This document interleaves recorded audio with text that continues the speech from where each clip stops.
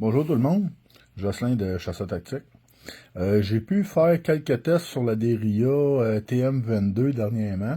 J'ai eu la chance d'aller tirer au club de tir du rue Saunier. Le seul défaut que j'ai trouvé de la Derria, c'était ce petit washer-là en caoutchouc. Okay? Il vient ici à l'intérieur. L'action, quand elle recule, tape dedans. Puis si on remarque, ça s'incruste dans le caoutchouc puis ça la déforme. Les deux côtés, on voit là, il y a un petit renflement qui s'est fait.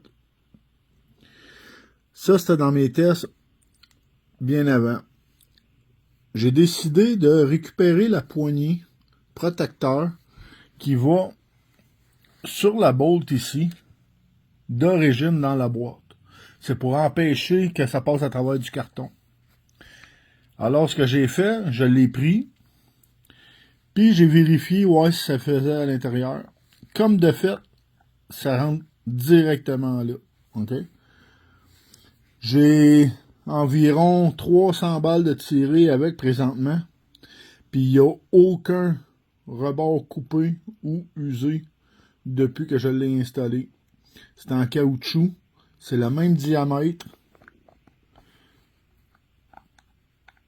puis ça cycle bien.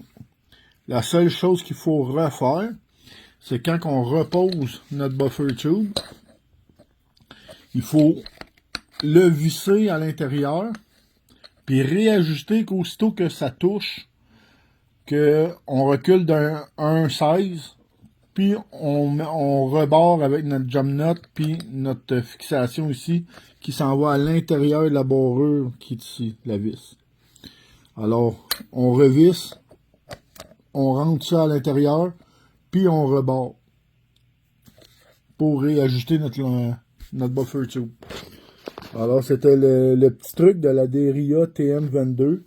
Alors, ce petit caoutchouc-là, après environ 1000 balles, se désagrège rapidement jusqu'à déchirure. J'en ai vu des pays que ça sur les pages de Derria. Puis, moi, j'ai décidé de mettre cette pièce-là qui fitait juste super bien. Puis, jusqu'à présent, là, aucun problème de cyclage, puis aucun problème d'usure.